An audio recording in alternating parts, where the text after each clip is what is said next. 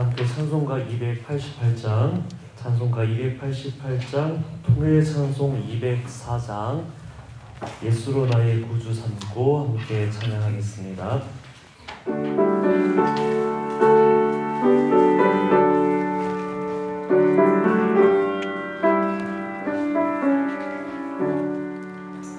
예수로 나의 구주 삼고 성령과 피로써 거듭나니 이 세상에서 내 영혼이 하늘의 영광 누리노라. 이것이 나의 간증이요 이것이 나의 찬송일세. 나 사는 동안 끊임없이 구주를 찬송하리로다. 온전히 주께 맡긴 내 영 사랑의 음성을 듣는 중에 천사들 왕래하는 것과 하늘의 영광 보리로다. 이것이 나의 간증이요 이것이 나의 찬송일세. 나 사는 동안 끊임없이 구주를 찬송하리로다. 주 안에 기쁨 누림으로 마음의 풍랑이 잔잔하니 세상과 나는 각못 없고 구속한 주만 보이노라. 이것이 나의 간증이요 이것이 나의 찬송일세. 나 사는 동안 끊임없이 구주를 찬송하리로다. 아멘.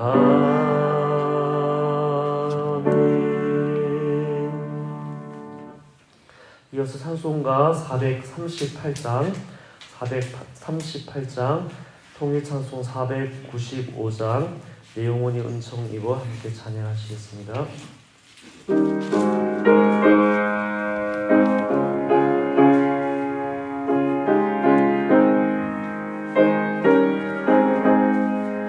내 영혼이 은총 입어 중한 죄짐 벗고 오니 슬픔 많은 이 세상으로 정육으로 거하노라. 할렐루야 찬양하세. 내 모든 죄 사함받고 주 예수와 동행하니 그 어디나 하늘나라. 주의 얼굴 뵙기 전에 멀리 내려 하늘나라. 내 마음속에 이루어지니 날로 가깝도다. 할렐루야 찬양하세. 내 모든 죄 사함받고 주 예수와 동행하니 그 어디나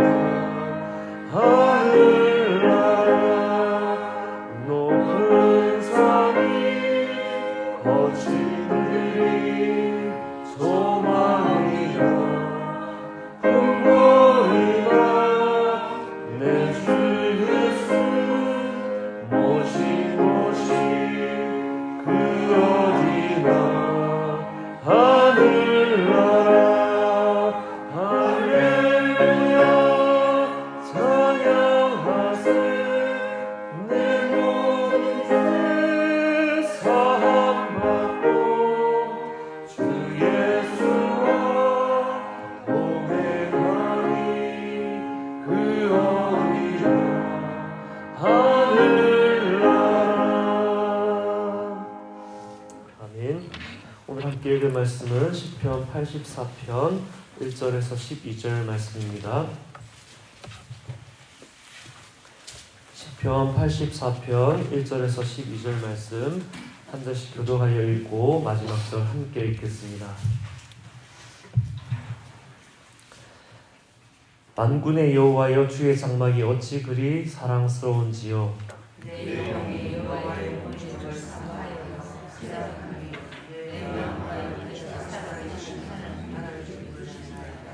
나의 왕 나의 하나님 만군의 여호와여, 주의 제단에서 참새도 제 집을 얻고 제비도 새끼들 보금자리를 얻었나이다. 주의 집에 사는 자들은 복이 있나니 그들은 항상 주를 찬송하리이다. 주께 힘을 얻고 그 마음의 시온에 들어가 있는 자는 복이 있나이다. 그들이 물고기 절절할 때에 그곳에 많은 샘이 있을 것이며 이런 비가 복을 주었으나이다. 그들은 힘을 얻고 더 얻어 나아가 시온에서 하나님 앞에 각기 나타나리이다. 만군의 하나님 여호와여, 우리의 기도를 들으소서. 야곱의 하나님이여, 귀를 기울이소서. 우리의 방패이신 하나님이여, 주께서 기름 부으신 자의 얼굴을 살펴보옵소서. 주의 궁정에서 하나님, 다른 곳에서 천달보다 나은 적 악인의 장막에 사는 것보다 내 하나님의 성전 움직이기로 인도시옵소서. 아멘. 여호와 하나님은 해요 방패이시라. 여호와께서 은혜와 영화를 주시며 정직하게 행하는 자에게 좋은 것을 아끼지 아니하실 것임이니이다. 만군의 여호와여, 주께 의지한 자는 복이 있나이다. 아멘. 네, 오늘 함께 읽은 시편 84편은 고라 자손의 시입니다. 네, 고라 자손 어떤 사람인가? 민수기 16장으로 함께 거슬러 올라가서 고라 자손, 이 시편 84편을 쓴 고라 자손이 어떤 사람들인지 먼저 함께 말씀을 찾아 읽는 시간을 가졌으면 합니다. 민수기 16장 1절 2절, 민수기 16장 1절 2절 몇 구절 함께 살펴보겠습니다. 1절 2절 함께 읽겠습니다. 민수기 16장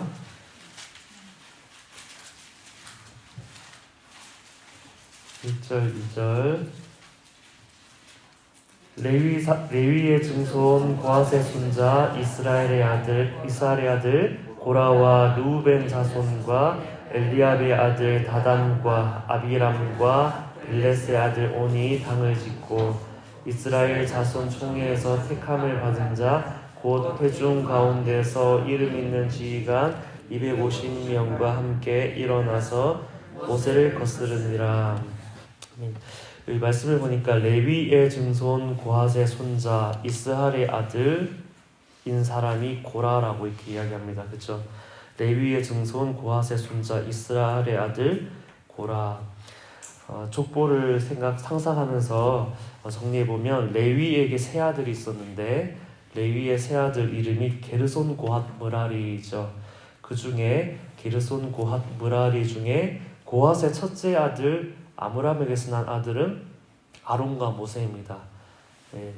레위의 세 아들 게르손 고핫 므라리 중에 고핫의 첫째 아들 아므람에게서 난 아들이 아론과 모세였고, 이 고핫의 둘째 아들 이스할에게서 난 아들이 고라였습니다.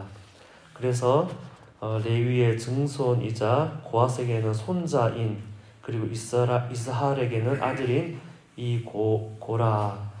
이 고라는 아론과 모세의 사촌이었습니다. 사촌. 고라는 하나님께서 세우신 모세와 아론을 시기하였고, 또 그래서 다단과 아비람과 함께 반역을 일으켰습니다. 사촌인데 그런 생각이 있었을 수도 있겠죠. 이때 하나님께서는 이들을 심판하십니다. 민수기 16장에 그 내용이 이어서 기록되어 있는데 8절 말씀부터 제가 읽겠습니다. 8, 9, 10, 11절 말씀 제가 읽겠습니다. 눈으로 따라와 주시면 되겠습니다. 모세가 또 고라에게 이르되 너희 레위 자손들아 들으라. 이스라엘의 하나님이 이스라엘 회중에서 너희를 구별하여 자기에게 가까이 하게 하사 여호와의 성막에서 봉사하게 하시며 회중 앞에 서서 그들을 대신하여 섬기게 하심이 너희에게 작은 일이냐 하나님이 너와 내 모든 형제 레위 자손으로 너와 함께 가까이 오게 하셨거늘 너희가 오히려 제사장의 직분을 구하느냐. 이를 위하여 너와 너희 무리가 다 모여서 여호와를 거스르는도다. 아론이 어떠한 사람이기에 너희가 그를 원망하느냐. 모세가 고라에게 주신 일도 결코 작지 않다. 너에게 주신 일도 결코 작지 않다. 그렇게 이야기합니다. 고라는 성막에서 봉사하는 일을 하고 있었지요. 자기에게 주신 자리에 감사하지 못하고 시기하고 불평했던 교만한 마음이 고라에게 있었습니다. 이어서 어떤 일이 일어나는지 보면 민수기 16장 31, 32, 33절을 또 제가 읽겠습니다. 그가 이 모든 말을 마치자마자 그가 모세에게지요. 그들이 섰던 땅바닥이 갈라지니라. 땅이 그 입을 열어 그들과 그들의 집과 고라에게 속한 모든 사람과 그들의 재물을 삼키매 그들과 그의 모든 재물이 산채로 수월에 빠지며 땅이 그 위에 덮이니 그들이 회중 가운데서 망하니라. 이 말씀을 보면 고라와 고라에게 속한 모든 사람들 32절이죠. 고라에게 속한 모든 사람들 삼켰다고 기록하지만 민수기 26장으로 넘어가 보면 고라의 아들은 죽지 않았다 그렇게 기록하고 있습니다. 여기에서 고라와 관련된 모든 사람들이 죽은 것 같지만 민수기 26장을 한 번 더 살펴보겠습니다. 민수기 26장 10절 11절 말씀을 보면 민수기 26장 10절 11절 말씀에 땅이 그 입을 벌려서 그 무리와 고라를 삼키매 그들이 죽었고 당시에 불이 250명을 삼켜 징표가 되게 하였으나 11절 말씀에 보니까 고라의 아들들은 죽지 아니하였더라. 살아남은 고라의 아들들은 무슨 일을 했었을까? 이 부분만 한 번 더 살펴보겠습니다. 그러면 살아남은 고라의 아들은 무슨 일을 했는가? 역대상 9장으로 넘어가 보겠습니다. 역대상 9장 19절 말씀. 역대상 9장 19절 말씀을 보면 고라의 증손 에비아삽의 손자 고레의 아들 살룸과 그의 종족 형제 곧 고라의 자손이 수종 드는 일을 맡아 성막문을 지켰으니 그들의 조상들도 여호와의 진령을 맡고 출입문을 지켰으며 성전 문지기가 되었다. 그렇게 기록하지요. 19절 말씀은 성전 문지기가 되었다. 31절 말씀 역대상 9장 31절 말씀을 보면 고라 자손 살룸의 맏아들 마띠디아라는 레위 사람은 전병을 굽는 일을 맡았으며 성전에서 빵을 굽는 일을 했다. 그렇게 기록되어 있습니다. 정리해보면 하나님께서는 고라 자손들에게 계속해서 성전을 섬기는 일을 맡기셨습니다. 그 일을 거두지 않으시고 심판 중에라도 하나님은 그들을 버리지 않으시고 계속해서 하나님이 택하신 이들을 세우시고 사용하는 분이심을 말씀을 통해 살펴볼 수 있습니다. 성전을 섬기던 고라 자손들은 지나간 과거 조상들의 아픔을 기억하고 있었겠지요.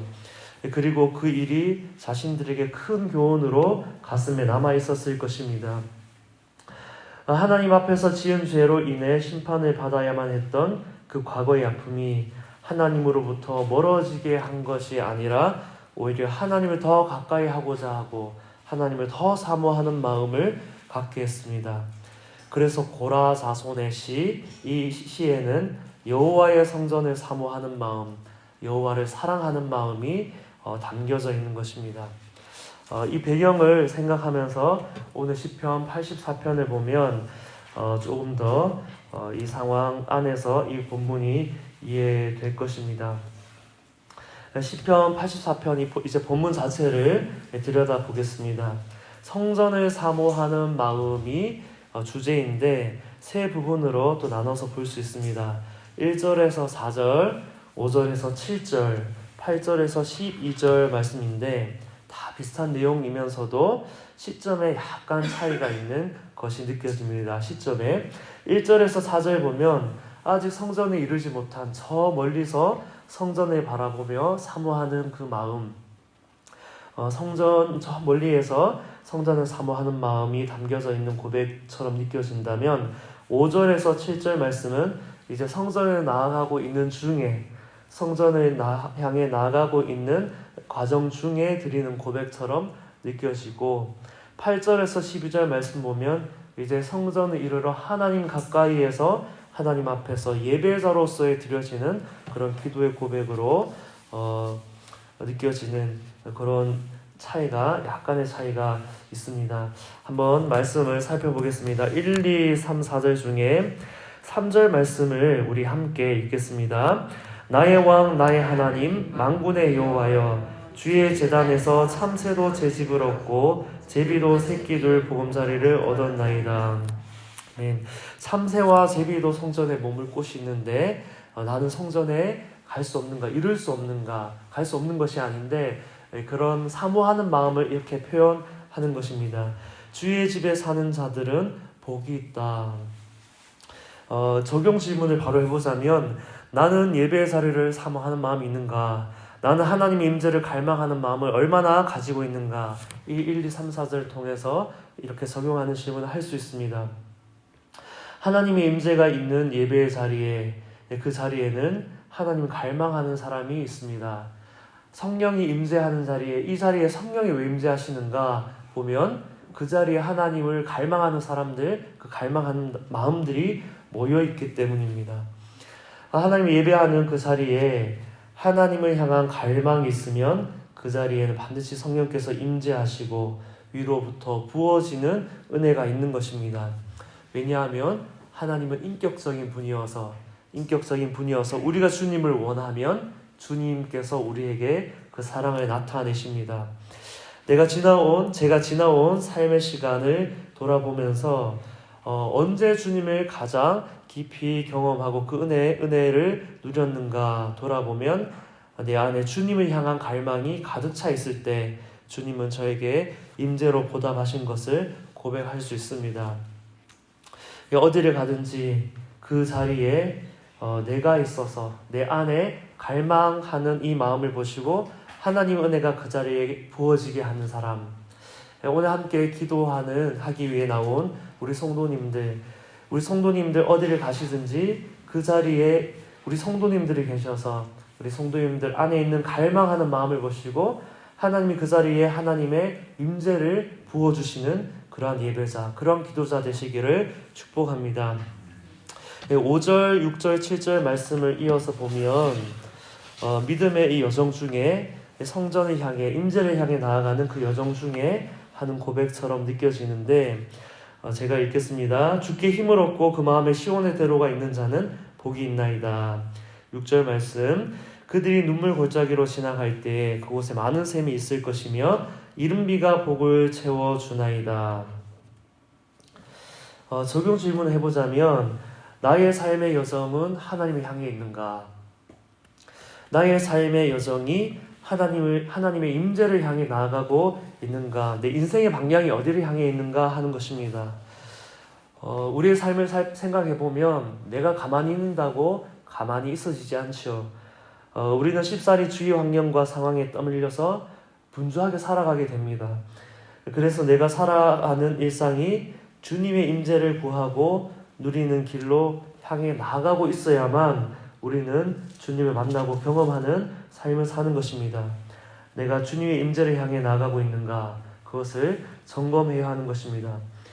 본질적이지 않은 것은 계속해서 비워내야만, 그리고 끊임없이 주님의 얼굴과 주님의 임재를 구해야만 성령님과 함께 동행하는 일상을 살아가게 될 것입니다. 그 일상 가운데 우리의 삶에 하나님 뜻도 이루어지고 또 하나님의 구원과 생명의 역사는 일어나는 것입니다.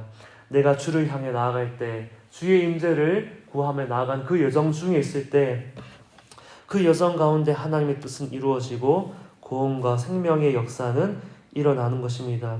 6절 말씀 보면 눈물 골짜기로 지나갈 때 예루살렘 성전을 향해 올라가는 순례자들, 예루살렘 성전을 향해 올라가는 순례자들이 통과하는 그 눈물의 골짜기를 의미하는 것이기도 하고, 또 주님의 임재를 향해 나아가고자 우리의 믿음의 여정을 방해하는 많은 일들, 임재를 향해 나아갈 때 우리 내적으로 또 영적인 그 길들 있죠.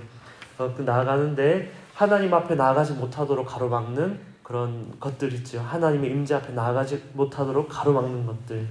그리고 하나님 뜻대로 살아가고자 하지만 그 삶의 과정 속에서 겪게 되는 많은 고난과 고통들, 여러 의미들을 생각할 수 있습니다. 눈물 골짜기, 예루살렘 성전을 향해 나아가는 그 골짜기일 수도 있고, 임재를 향해 나아갈 때 그 임재에 쉽게 이를 수 없게 하는 그런 우리의 내적인 영적인 걸림돌들일 수도 있고, 하나님 뜻대로 살아가고자 하지만 그것이 쉽지 않은 우리 삶에 일어나는 여러 고난과 고통들일 수도 있습니다. 근데 중요한 것은 이러한 눈물 골짜기에 많은 셈이 있을 것이다, 그렇게 하지요. 우리의 방향이 주님만을 향하면, 우리의 방향이 주님의 뜻을 이루고자 하는 삶을 살고자 하는 그 방향으로만 설정되어 있고 그 길을 걸어가고만 있으면 주님께서 우리에게 많은 셈을 허락할 것이다, 그렇게 말씀하는 것입니다. 우리의 메마른 심령이라 할지라도 주의 임재 구하고 나아가면 주께서 반드시 은총을 주시는데, 그 뒤에 이어지는 말씀을 보면 이른비가 복을 채워주나이다. 이른비가 어떤 비냐 하면, 건기가 지나고, 계절을 생각할 때 건기가 지나고 이제 파종의 때가 이르면 그 굳은 땅에 씨앗을 심을 수 있는 땅이 되어야 되는데, 그때 내리는 비가 이른비입니다. 건기가 지나고 파종의 때에 이르렀을 때 내리는 비. 메말라 버린 땅에 파종하려면 굳은 땅을 촉촉하고 부드럽게 하는 이른비가 내려야겠지요. 주의 임재를 향해 나아가는 우리의 심령에 주께서 그러한 이른비를 내려주신다는 말씀입니다. 우리가 주의 임재를 향해 나아가고 있는가, 우리의 방향이 주님을 향해 있는가, 그리고 그 방향을 향해 내 걸음을 떼고 있는가, 그러면 주님이 많은 샘을 허락하시고 이른비를 채워주실 줄 믿습니다. 이제 8절, 9절, 10, 11, 12절 말씀을 보면 이제 성전에 이르러, 하나님 앞에 이르러 주의 임재 앞에서 올려드려지는 고백이라고 볼 수 있는데, 10절 말씀 함께 읽겠습니다. 주의 공정에서의 한 날이 다른 곳에서의 첫날보다 나은즉 악인의 장막에 사는 것보다 내 하나님의 성전 문지기로 있는 것이 좋사오니, 주의 임재에 이르러 보니 이 임재가 너무나 좋고 다른 그 무엇보다도 내가 주님 앞에만 머물고 싶습니다 하는 것을 고백하는 거예요. 그러면서 12절에 만군의 여호와여 주께 의지하는 자는 복이 있나이다, 이렇게 고백하며 84편이 마무리됩니다. 내가 하나님을 떠나 누리는 세상의 어떤 영예보다도, 비록 성전 문지기로 일할지라도, 성전에서 빵을 굽는 자로 내가 일한다 할지라도 내가 하나님과 함께하며 하나님을 섬기는 것이 내 인생의 가장 큰 행복입니다, 그렇게 고백하는 말씀입니다. 이것을 또 적용 질문으로 해보자면, 나는 다른 어떤 복보다도 하나님 얼굴 구하고 하나님의 임재 안에 거하는 것이 내게 가장 큰 복이다 고백할 수 있는가? 내가 세상에서 누리고자 했던 것들, 어쩌면 지금 또 붙들고 있는 모든 것들 내려놓고 주님 한 분으로 만족합니다. 주님이 나의 전부이십니다, 그렇게 고백하며 오늘 이 새벽에 기도 시간을 채우고 또 매일 주의 임재를 누리는 사랑하는 성도님 되시기를 축복합니다. 아멘. 오늘 말씀을 붙들고 함께 기도하겠습니다. 늘 예배의 자리를 사모하고 하나님의 임재, 주의 얼굴을 구하는 예배자들에게 하옵소서, 그렇게 기도하기 원하고, 하나님 아닌 다른 것에 내 마음 빼앗겼었다면 내 마음을 이 시간 다시 하나님께 드리기 원합니다.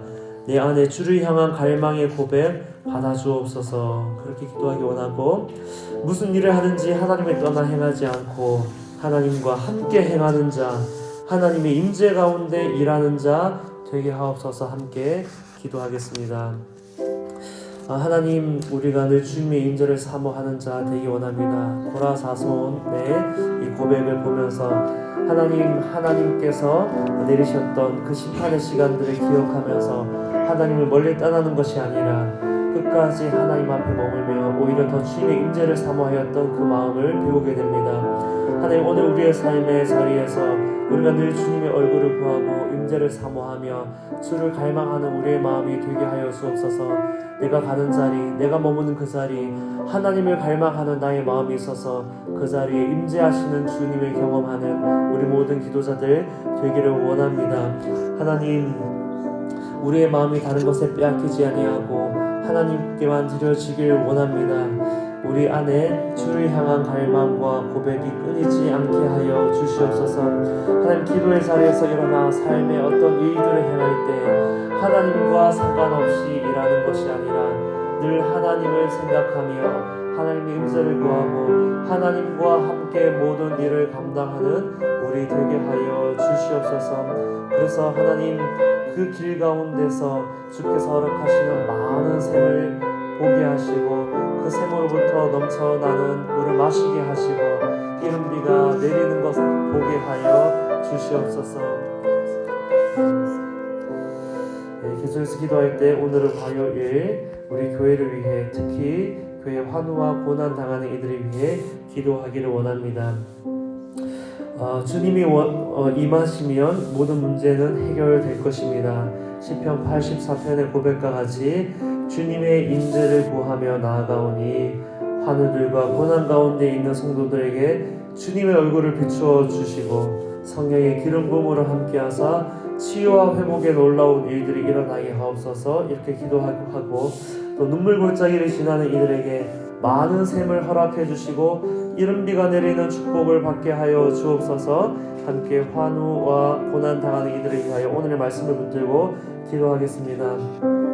하나님, 이 시간 눈물 골짜기를 지나는 이들을 위하여 기도합니다. 눈물 골짜기 지난다 하더라도 그들이 하나님의 임재를 구하며 나아갈 때 그 걸어나가는 그 길 가운데 많은 샘을 허락해 주시는 하나님, 이른비가 내리게 하시는 하나님, 그 하나님의 복을 누리게 될 줄 믿습니다. 주의 성령으로 그들 가운데 임하여 주시옵소서. 모든 환우들에게 성령의 충만한 기름을 부어 주시옵소서. 치유를 경험하게 하시고 회복을 경험하게 하여 주시고 주님을 더 사랑하게 하시고 주님을 따라가게 하시고 주님 함께 주님께서 이루기 원하시는 모든 뜻을 그 삶을 통하여 성취하는 삶, 많은 사람들 그들의 삶을 통하여 주님 앞에 돌아오게 하는 삶들 쓰임받는 주님의 일꾼들 되게 하여 주시옵소서. 고난당하는 이들 가운데도 주의 성령의 충만한 기름을 부어주셔서 그들의 삶 가운데 일으키시는 놀라운 회복의 역사 있게 하여 주시옵소서. 날마다 하나님의 얼굴을 구하는 자 되게 하여 주시고 하나님의 임재 가운데 사는 자 되게 하여 주시고 고통과 고난 가운데서도 두려워하지 아니하고 불안해하지 아니하고 하나님께서 함께하여 주시며 주께서 주시는 평안과 임재 가운데 담대한 심령으로 살아가는 이들 되게 하여 주시옵소서. 하나님 감사합니다. 오늘 시편 84편의 말씀을 통하여 고라 자손의 시를 통하여 주를 갈망하는 마음, 주님의 임재 가운데 살아가는 삶이 무엇인지를 보았습니다. 하나님, 우리 안에 하나님을 갈망하는 마음으로 가득 채워 주시옵소서. 우리 안에 갈망하는 주를 갈망하는 마음으로 인하여 우리가 머무는 곳 어디에든지 주의 임재, 성령의 기름 부음이 부어지는 은혜가 있게 하여 주시고 우리가 무슨 일을 하든지 하나님을 떠나 행하지 아니하고 늘 하나님과 함께 행하는 자 되게 하여 주시옵소서. 눈물 골짜기 지나간다 할지라도 그곳 가운데 허락하여 주시는 은혜의 샘과 또 이른비를 경험하는 우리의 모든 삶이 되게 하여 주시고 마침내 주님의 임재 가운데서 하나님을 더욱더 깊이 예배하고 노래하며 늘 주님을 사랑하는 마음으로 살아가는 우리 모두 되게 하여 주시옵소서. 그렇게 은혜 주신 하나님을 찬양하며 예수님 이름으로 기도합니다. 아멘.